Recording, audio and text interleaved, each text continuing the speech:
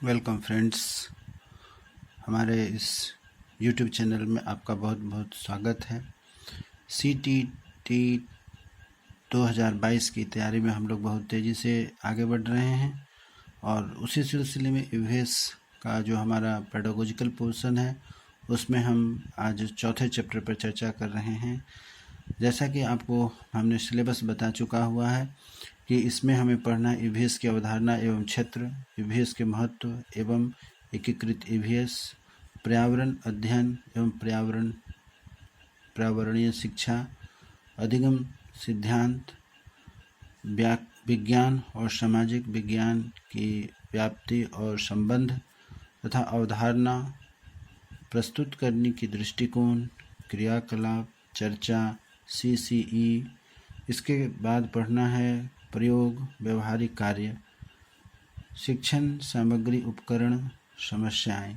ये हमारे जो आपको बताए गए हैं 12 टॉपिक, ये मुख्य रूप से अध्यापन संबंधी मुद्दे अर्थात पेडागोजिकल इशू हमारे पास कौन कौन से हैं पर्यावरण अध्ययन के, इसके बारे में आपको बताया जा रहा है। इसमें से हम आपको एक पॉइंट ईवीएस की अवधारणा पढ़ा चुके हैं, दूसरा पॉइंट ईवीएस की अवधारणा के साथ उसके क्षेत्र कौन कौन से हैं और ईवीएस के महत्व क्या हैं, इसके 3 चैप्टर हम लोग पढ़ चुके हैं। आज हम लोग पढ़ने जा रहे हैं एकीकृत ईवीएस के कौन कौन से क्षेत्र हैं, कहाँ हमारे लिए ईवीएस एकीकृत का क्या महत्व है। इसका आज का हमारा टॉपिक है एकीकृत पर्यावरण अध्ययन। इंग्लिश में इसे हम इंटीग्रेटेड ईवीएस भी कहते हैं। इंटीग्रेटेड का अभिप्राय हुआ एक से अधिक भाग को मिला करके एक जगह लाया जा रहा है।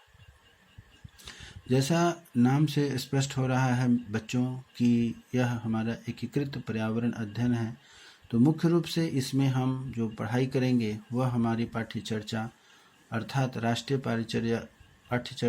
पाठ्यचर्या की रूपरेखा होगी, जिसे हम NCF के तौर पर जानते हैं। और शिक्षा नीतियाँ जो हमारे देश की स्वतंत्रता के बाद हमारे देश में पर्यावरण की सुरक्षा को लेकर के निर्धारित किए गए, उन्हीं सभी विषयों पर हम लोग आज इस टॉपिक में चर्चा करेंगे। आपको आगे बढ़ने से पहले कहना चाहते हैं कि जो हमारे चैनल पर नए छात्र छात्रा जुड़े हैं, व्यूवर्स जुड़े हैं, हमारे इस चैनल को सब्सक्राइब करें, जिससे कि हमारे आगे आने वाले जो भी नोटिफिकेशंस होंगे, आपके जो भी टॉपिक होंगे, उसकी सूचना आपको सबसे पहले दी जा सकेगी।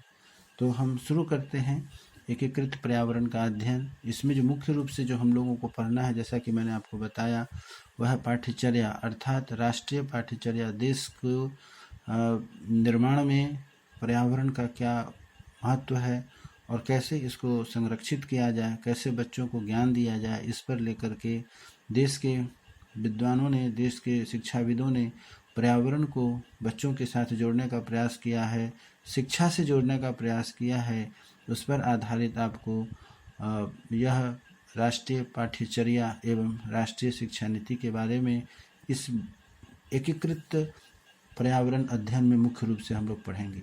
तो इस टॉपिक को आगे बढ़ाते हुए हम आपको बताना चाहते हैं कि हमारे यहाँ जो भी अभी तक NCF बने हैं, उस पर सबसे पहला है आपका राष्ट्रीय पाठ्यचर्या की रूपरेखा NCF, जिसे कि हम लोग इंग्लिश में शॉर्ट में NCF अर्थात नेशनल करिकुलम फॉर्मेशन कहते हैं, NCF कहा गया है। और यह सबसे पहले 1975 में, 1988 में, 2000 और 2005 में बना। 1975, 1988, 2000 और 2005 में। इस बात को ध्यान में रख करके यह राष्ट्रीय पाठ्यचर्या की रूपरेखा क्यों तैयार की गई, इस बात को ध्यान में रखकर कि बच्चों को ध्यान में रख करके कि बच्चों को पर्यावरण की सुरक्षा के प्रति जागरूक करना है। पर्यावरण की सुरक्षा हमारे लिए बहुत ही महत्वपूर्ण है। इसी बात को ध्यान में रख करके NCF का गठन किया गया 1975, 1988, 2000 और 2005 में। यहाँ एक दूसरा पक्ष आता है निकल करके, जिससे कि हम राष्ट्रीय शिक्षा नीति, यहाँ तो पाठ्यचर्या बनी, अब यहाँ पर शिक्षा नीति की बात हो रही है, जिसे हम लोग नेशनल एजुकेशन पॉलिसी भी कहते हैं। 1986 में पर्यावरण के बचाव को केंद्र में रख कर के ही राष्ट्रीय पाठ्यचर्या विकास की बात कही गई, जिसका अर्थ होता है कि संपूर्ण शिक्षा का एक महत्वपूर्ण उद्देश्य है। किसका? राष्ट्रीय शिक्षा नीति का यह एक महत्वपूर्ण उद्देश्य था कि इसमें हमें पर्यावरण को ध्यान में रख करके जो सिलेबस बनाने हैं, पाठ्यचर्या अर्थात करिकुलम बनाने हैं, उस पर हम लोग चर्चा कर रहे हैं। यहाँ पर करिकुलम कैसे निर्धारित होगी? तो राष्ट्रीय शिक्षा नीति के तहत हमारा करिकुलम निर्धारित होगा, जिस पर यहाँ चर्चा हो रही कि पर्यावरण के बचाव को केंद्र में रखकर पर्यावरण को कैसे संरक्षित किया जाए हमारे भविष्य के लिए, बच्चों के लिए, इसी पर यह NEP का निर्धारण किया गया है। राष्ट्रीय स्तर पर NCERT, हम जानते हैं NCERT जो है पाठ्य पुस्तक हम लोगों के लिए उपलब्ध कराती है छात्रों को, इसीलिए कहा गया कि राष्ट्रीय स्तर पर, यह पूरे भारतवर्ष में राष्ट्रीय स्तर पर पाठ्य पुस्तक हम लोगों को उपलब्ध कराती है करिकुलम के माध्यम से। तो राष्ट्रीय स्तर पर NCERT के द्वारा विकसित सभी पाठ्यचर्या करिकुलम जो बनती है में इस पर ध्यान देने पर विशेष बल दिया गया है। इस बात पर NCF और NEP के तहत जो कार्यक्रम निर्धारित किए गए हैं, पाठ्यचर्या और शिक्षा नीति निर्धारित की गई है, उसी के तहत NCERT बुक पब्लिश करती है, जिससे कि हम लोग बच्चों को पर्यावरण का ज्ञान दे सकें। अब बात आती है कि वर्ष 1975 की राष्ट्रीय पाठ्यचर्या NCF 1975 में किन बातों को ध्यान दिया गया? प्राथमिक कक्षा में यानी कि प्राइमरी सेक्शन में बच्चों को पर्यावरण को एक अलग विषय के रूप में पढ़ाने की थी। इससे यह प्रस्तावित किया गया, किसमें? NCF में प्रस्तावित किया गया कि पर्यावरण अध्ययन के रूप में क्या होगा? प्राथमिक कक्षाओं में कक्षा 1-2 में प्राकृतिक और सामाजिक, जैसा कि शुरू से हम पढ़ रहे हैं, पर्यावरण में हम लोग क्या क्या देखते हैं? प्राकृतिक और सामाजिक दोनों ही को सम्मिलित किया गया है। सम्मिलित पाठ्यक्रम के रूप में पढ़ाया जाना चाहिए। तथा कक्षा, उधर बात हो रही थी कक्षा 1 और 2 की, यहाँ पर बात पुनः हो रही है कक्षा 3 और 5 की। 3 और 5 अर्थात 3, 4, 5, 3 क्लास नीचे हैं, ऊपर हैं, और 2 क्लास नीचे हैं तक, इनमें से 2 विषयों के रूप में अर्थात पर्यावरणीय अध्याय 1 तथा प्राकृतिक विज्ञान और पर्यावरणीय अध्याय 2 सामाजिक विज्ञान पढ़ाया जाना चाहिए। मुख्य रूप से जो हम पढ़ाएंगे उन्हें, हमारा जो करिकुलम बन रहा है वह है पर्यावरणीय प्रकृति विज्ञान तथा सामाजिक विज्ञान। पहला पाठ हमारा होगा पर्यावरणीय प्राकृतिक विज्ञान अध्याय 1 में, और दूसरा पाठ होगा वह होगा पर्यावरणीय अध्याय 2, जिसे कि हम सामाजिक विज्ञान कहते हैं। इस तरीके से जो सिलेबस उनका करिकुलम बनेगा उसमें इस बात को ध्यान रखना है।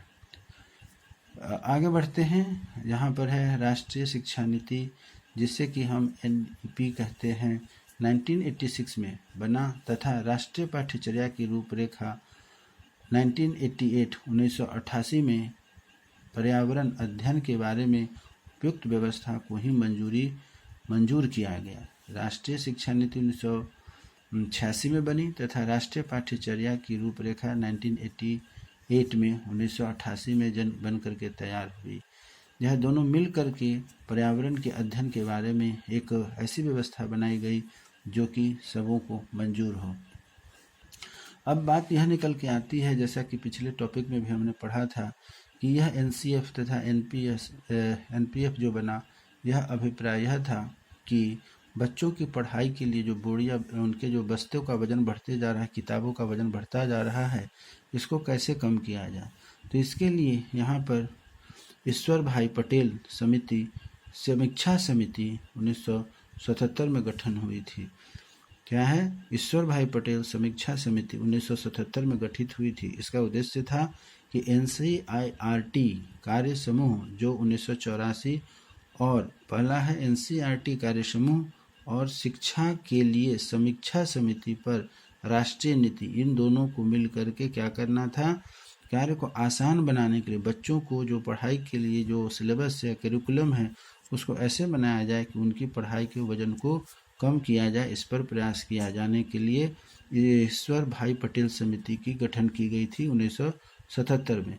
परंतु ऐसा नहीं हुआ। यह पढ़ाई के वजन को कम करने के बजाय यहाँ क्या हुआ और उनके ऊपर वजन बढ़ गया, अर्थात अधिक तीव्र हो गई। इसलिए संसाधन विकास मंत्रालय ने, भारत सरकार के संसाधन विकास मंत्रालय ने इसमें पहल करते हुए छात्रों पर शैक्षिक बोझ बढ़ाने की समस्या की जांच करने के लिए 1992 में एक राष्ट्रीय सलाहकार समिति की गठन कर दी भारत सरकार के द्वारा, और यह अपना रिपोर्ट भारत सरकार ने 1993 अर्थात 1993 में भारत सरकार के संसाधन विकास मंत्रालय को सौंपा, जिस पर यह उपाय किया गया राष्ट्रीय सलाहकार समिति के द्वारा कि कैसे बच्चों की पढ़ाई के बोझ को कम किया जा सके। अब आगे बढ़ते हैं कि इसके उद्देश्य में जो इनका बोझ को कम करने का जो प्रयास था राष्ट्रीय शिक्षा नीति के तहत, जिसमें कि ईश्वर भाई पटेल समिति की समीक्षा करके इनको काम दिया गया था 1977 में इस काम को करने के लिए, जो सफल नहीं हुआ, जिसके बाद यह 1993 में जाकर के भारत सरकार को रिपोर्ट सौंपा गया। 92 में जो कार्य समिति की गठन हुई राष्ट्रीय सलाहकार समिति के, उसके बाद तो यह जो निकल करके आई भारत सरकार की 1993 की नीति, उसका उद्देश्य क्या था? इसके उद्देश्य में शामिल है कि जीवन भर स्वयं सीखने और कौशल तैयार करने के लिए क्षमता सहित गुणवत्ता में सुधार करते हुए सभी स्तरों पर छात्रों के भार को कम करने के लिए तरीके एवं साधन सुझाना, अर्थात ऐसी शिक्षा नीति को लाई जाए जिससे कि बच्चे जीवन भर सीखने के लिए तैयार रहें, सुगमता से सीख सकें, गुणवत्तापूर्ण शिक्षा को सीखने के लिए आगे बढ़ सकें और स्वयं करके इसको सीखें, जिससे कि उन्हें सीखने में उत्साह बना रहे, न कि वह पढ़ाई को या सीखने की बातों को बोझिल बना सके। इसीलिए जाकर के क्या हुआ 1993 में, जैसा कि यहाँ पर बताया गया, भारत सरकार द्वारा यह समिति जो रिपोर्ट प्रस्तुत की गई, जिसे कहा गया बोझ रहित शिक्षण। आपसे परीक्षा में पूछा जाता है कि बोझ रहित शिक्षण क्या है, तो आप बताएंगे कि बोझ रहित शिक्षण भारत सरकार के द्वारा जो रिपोर्ट तैयार की गई थी 1993 में, उसी समिति का नाम है बोझ रहित शिक्षण। इस रिपोर्ट के तहत जो है कि भारत सरकार ने बच्चों की पढ़ाई के लिए जो किताब कॉपी भारी भरकम के पीठ पर लदा रहता है, उसको कम करने का प्रयास किया। इस रिपोर्ट के बाद जब 1993 में यह रिपोर्ट प्रस्तुत की गई, तब क्या हुआ, पर्यावरण शिक्षा पाठ्यक्रम पर निर्णय को काफ़ी हद तक इसके द्वारा निर्देशित किया गया था। अब एक नई तरीके से निकल कर के बात आई कि कैसे इसको पढ़ाई जाए। इसी के तहत क्या हुआ, NCF 2000 अर्थात राष्ट्रीय पाठ्यचर्या की रूपरेखा बनकर के तैयार हुई। 1993 में जो रिपोर्ट आई, जिसमें कि बच्चों की पढ़ाई के लिए जो बस्ते हैं, किताब हैं, थैले हैं, बैग हैं, उनके वजन को कम करने के लिए, बोझ को कम करने के लिए जो रूपरेखा तैयार करने के लिए रिपोर्ट आई, उसके आधार पर NCF 2000 राष्ट्रीय पाठ्यचर्या रूपरेखा की गठन की गई। अब आप इसको समझ रहे होंगे NCF का क्या महत्व है। अब NCF का क्या महत्व है, इस पर हम ध्यान देते हैं। NCF ने पहली बार सुझाव दिया। NCF का क्या मुख्य उद्देश्य है, आपसे पूछा जाता है परीक्षा में, इसका मुख्य उद्देश्य क्या है। तो NCF 2000 ने अपनी पहली बार सुझाव में दिया कि विभिन्न विषयों के विचार एवं अवधारणाओं को एकीकृत किया जाए, अर्थात केवल यहाँ पर जो पर्यावरण अध्ययन की बात हो रही है, उसमें केवल पर्यावरण अर्थात परिवेश की बात नहीं होगी, उसमें पर्यावरण के साथ साथ और कौन कौन से विषय होंगे, तो भारत की सांस्कृतिक विरासत अर्थात जो यहाँ की कल्चरल ट्रेडिशन, पुरानी जो विरासत रही उसको, पर्यावरण की सुरक्षा, परिवार प्रणाली अर्थात हमारे परिवार में संयुक्त परिवार, एकल परिवार, या कैसे हम अपने माता पिता से पीढ़ी दर पीढ़ी कुछ सीखते हैं, उसकी बात हो रही है। परिवार प्रणाली, कानून संरक्षणता, मानव अधिकार, शिक्षा, वैज्ञानिक सोच का पोषण इत्यादि, ये सभी कहाँ से शुरू होते हैं, NCF 2000 के रूप में यह हमारे सामने निकल के आया कि हमें इन सभी विषयों पर ध्यान देना होगा, न कि केवल पर्यावरण की बात यहाँ पर होती है। तो NCF 2000 में पहली बार पर्यावरण अध्ययन को सामाजिक अध्ययन और विज्ञान के रूप में अलग अलग न करके एकीकृत करके पढ़ाने की सिफारिश की गई। इतने सारे विषय को हमारे पर्यावरण में धीरे धीरे शामिल करने का सिफारिश किया गया NCF 2000 में। तब क्या हुआ, इस NCF 2000 में तो कहा गया पढ़ने के लिए, तो उसके अनुसार छोटे क्लास के बच्चों में अर्थात जो 2 वर्ग हमारा है कक्षा 1 से लेकर के 2 में, इसे पाठ्यक्रम से अलग के विषय के रूप में नहीं रख करके इसे भाषा और गणित के विषयों के साथ में एकीकृत कर दिया गया। अर्थात यहाँ जो पढ़ाई हो रही थी पर्यावरण के साथ साथ में हमें भाषा को भी सीखना है और गणित को भी सीखना है। इन दोनों विषयों को भी एकीकृत करके यहाँ पर शामिल किया गया। एकीकृत सामग्री बच्चे के नज़दीक के पर्यावरण के चारों ओर बनाई जानी चाहिए। अर्थात हम भाषा उनके लिए इसीलिए कहा जाता है कि नीचे क्लास में मातृभाषा का हम प्रयोग करते हैं, सरल गणित का प्रयोग करते हैं, जिससे कि बच्चे अपने पर्यावरण के आसपास की चीज़ों को समझ सके और इस चीज़ों को ध्यान दे सके। इसका दूसरा हिस्सा जो है, हम जानते हैं कि पर्यावरण का जो दूसरा भाग हम लोग पढ़ते हैं 3, 4, 5, 3 to 5th क्लास में, 3री से 5वीं तक की कक्षा में बच्चों को पर्यावरण उनके प्राकृतिक और सामाजिक रूप विभक्त न करते हुए एक संपूर्ण विषय के रूप में पढ़ाने को कहा गया। कब कहा गया? कक्षा 3 से 5 तक के बच्चों को पर्यावरण, प्राकृतिक एवं सामाजिक, यह जो पर्यावरण अध्ययन कराया जाएगा उसमें प्राकृतिक एवं सामाजिक रूप के अलग अलग नहीं करके एक संपूर्ण विषय के रूप में, इकट्ठे रूप में उनको पढ़ाया जाएगा। इसीलिए यहाँ पर कोर्स का नाम एकीकृत पर्यावरण अध्यापन रखा गया है, अध्ययन रखा गया। आगे बढ़ते हैं।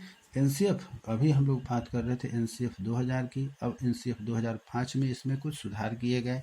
और क्या सुधार किए गए इस पर हम लोग चर्चा करते हैं। एनसीएफ 2005 में भी प्राथमिक कक्षाओं में पर्यावरण अध्ययन को एकीकृत रूप में ही सशक्त रूप में पढ़ाने पर बल दिया गया। प्राथमिक कक्षा में भी पर्यावरण अध्ययन को एकीकृत यानी कंबाइंड रूप में, इकट्ठे रूप में पढ़ाने का प्रस्ताव रखा गया। जैसा कि ऊपर हम लोगों ने चर्चा किया हुआ है एनसीएफ 2000 में कि कौन कौन से टॉपिक इसमें रखने हैं, इसे आप अभी पढ़े हैं थोड़ी देर पहले। कक्षा 1 और 2 में पर्यावरण संबंधित कौशलों को एवं उससे सरोकार को भाषा एवं गणित के माध्यम से संबंधित करने के लिए संस्तुति की गई थी। इसमें यह भी ध्यान रखा गया कि भाषा और गणित को भी, जो कि भाषा उनकी मातृभाषा है उसमें पढ़ाई जाए और गणित को भी उनमें शामिल किया जाए, जिससे कि बच्चों को पर्यावरण के साथ साथ इन दोनों विषयों का भी ज्ञान हो सके और वह उनको पर्यावरण के नज़दीक लाने का और एक अच्छा प्रयास होगा। कक्षा 3 और 5, कक्षा 3 से लेकर 5 तक है, 3री, 4वीं और 5वीं तक के जो अलग अलग विषय हैं उनको भी एक साथ ला करके पढ़ाने का प्रयास किया जाए, ऐसा कि एनसीएफ 2005 की पाठ्य चर्चा में चर्चा की गई थी। अब बात यह निकल के आती है कि पर्यावरण को एकीकृत करने की आवश्यकता क्या है। पर्यावरण अध्ययन जो हम लोग यहाँ पर पढ़ रहे हैं उसको एकीकृत क्यों किया जाए, इसको करने की क्या आवश्यकता है। तो ऐसा कि माना जाता है, क्या माना जाता है कि बच्चे टुकड़े टुकड़े खंडित बातों को की वजह से संपूर्ण बातों को आसानी से समझा सकते हैं। अर्थात यदि हम बच्चों को कोई चीज़ समझाना चाहते हैं तो उसे यदि हम एक ही बार में चाहें कि पूरी पाठ को समझा दें तो ऐसी स्थिति में बच्चे नहीं समझ पाते। उनको पार्ट बाई पार्ट करके और फिर लास्ट में उनको सम्मिलित रूप में समझाने का हम प्रयास करते हैं तो बच्चे सीख जाते हैं। इसका एक छोटा सा उदाहरण है कि जैसे बच्चों को पेड़ के बारे में यदि हम चर्चा करते हैं, बच्चों को एक संपूर्ण पेड़ के बारे में पहचान करने की बात कही जाती है, तो वह पेड़ों को घर पर या बाहर में पेड़, कुछ बच्चे कहीं कहीं हम देखने में पाते हैं कि बच्चे के घर के आंगन में या आसपास में भी पेड़ लगे होते हैं, कुछ सड़कों पे या बाहर बाग बगीचे में भी लगे होते हैं। तो जब हम बच्चों को पेड़ की बात करते हैं तो बच्चों के ध्यान में दोनों ही बातें आती हैं, जो हमारे घर के आंगन में है, घर के नज़दीक में है, उस पेड़ की बात भी उनके दिमाग में आती है, और जो बाहर परिवेश में पेड़ है उसके बारे में मन में बात आती है। तो वही बात यहाँ कहा जा रहा है कि जब हम पेड़ की बात करते हैं वह मूर्त बातों को ही देखता है। ऐसे में हम यदि उसे अमूर्त से अभिप्राय है जो कल्पनाशील है, उन बातों की बात हो रही है, और मूर्त से मतलब जो जिसका रूप है, स्वरूप है, अर्थात पेड़ की जब बात होती है तो बच्चे घर के पेड़, बाहर के पेड़ की तुलना आपस में करने लगते हैं।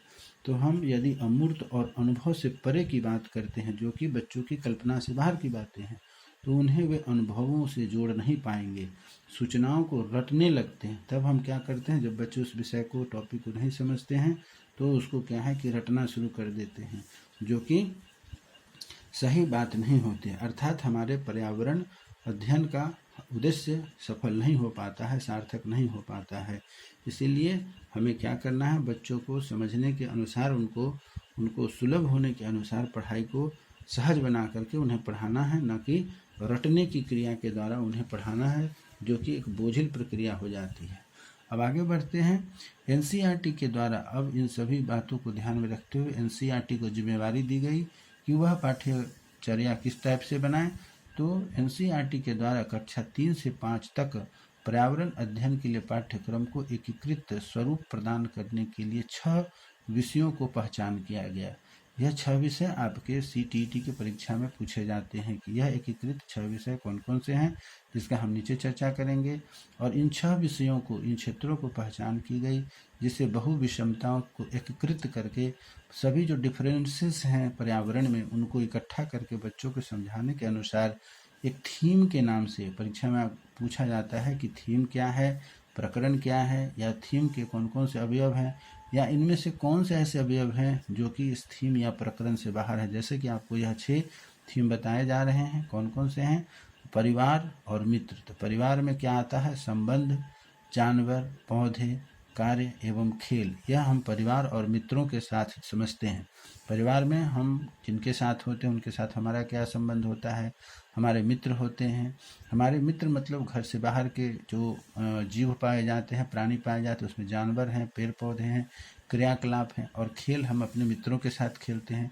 तो पहला थीम का पहला प्रकरण हमारा यह हो गया। 6 विषयों में से पहला है परिवार और मित्र, दूसरा है भोजन, तीसरा है आवास, चौथा है जल, पांचवा है यात्रा, और छठा है चीज़ें जो हम बनाते हैं और करते हैं। इस तरीके से आपका यह एकीकृत पर्यावरण अध्ययन का टॉपिक आज समाप्त होता है। आपसे यही कहना चाहेंगे कि हम नए टॉपिक के साथ आपके साथ इस उत्साह के साथ फिर से जुड़ सकें कि हम आपके सीटीईटी को क्रैक करने की पूरी जद्दोजहद जो कर रहे हैं उसमें आपका सहयोग चाहिए, और उसमें आपका एक सब्सक्राइब हमारे लिए बड़ा ही उत्साहवर्धक होगा।